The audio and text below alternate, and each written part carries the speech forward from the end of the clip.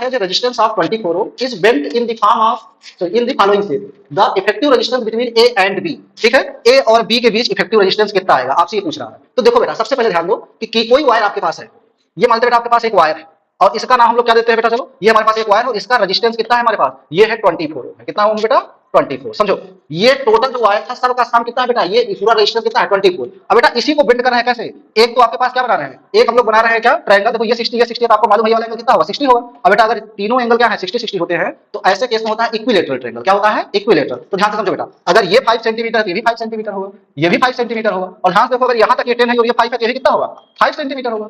Clear है ना, कोई दिक्कत तो नहीं हो रही होगी। चलो बेटा, तो टोटल मैं देखती हूं अगर, तो 5 ये 5 ये 5 ये कितना हो गया, 15 प्लस 5 कितना हो गया, 20। बेटा 20 सेंटीमीटर लेंथ का रेजिस्टेंस कितना है, 24 ओम है। ठीक है, क्या बेटा कि लेंथ 24 सेंटीमीटर लेंथ है वायर की। ठीक है, अब बेटा ये कितना रेजिस्टेंस दे रहा है, 24 ओम।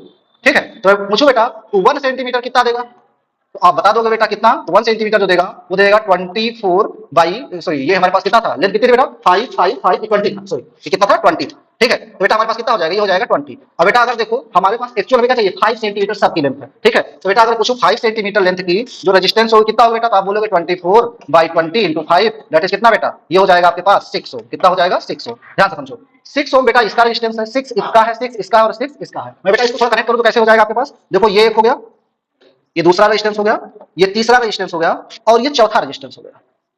क्लियर। अब बेटा ये वाला पॉइंट ए है और ये वाला पॉइंट क्या है, बी।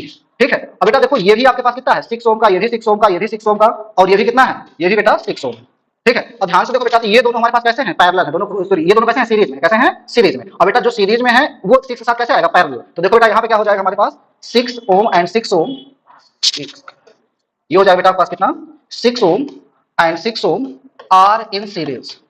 क्लियर, ये दोनों कैसे हो गए, सीरीज में। तो बेटा इसका इक्विवेलेंट कितना आ जाएगा आपके पास, इसको बेटा मैं R1 कह देता हूं, कितना आ जाएगा आपके पास, ये हो जाएगा 12 ओम। कितना आ जाएगा, 12 ओम। अब बेटा ये 12 और ये 6 कैसे होंगे, पैरेलल होंगे। कैसे होंगे, पैरेलल। तो बेटा आपके पास कितना आ जाएगा, ठीक है, इनका मान लेते हैं बेटा हमारे पास R2 आया इक्विवेलेंट। तो बेटा ये हो जाएगा 1 बाई हमारे पास कितना, ये होता है हमारे पास कितना बेटा, ठीक है 12 इंटू 6 अपॉन कितना बेटा, 12 प्लस 6 और कितना आ जाएगा बेटा आपके पास, देखो ये हो जाएगा 12 इंटू 6 अपॉन 18। अब बेटा इसको काटे तो कितना हो जाएगा 3 और कितना आ गया 4, ये आ गया बेटा कितना 4। मतलब क्या कि इन दोनों को जब मैंने तीनों को सॉल्व कर लिया तो इनकी जगह पे क्या आ गया बेटा, इनकी जगह पे आ गया, इन सबको सॉल्व करने के बाद आपके पास कितना आ गया 4 ओम। कितना आ गया, ये 4 ओम का रेजिस्टेंस। और ध्यान से देखो 4 ओम और 6 ओम दोनों कैसे हैं, सीरीज में। ठीक है, now 4 ohm and 6 ohm are in series.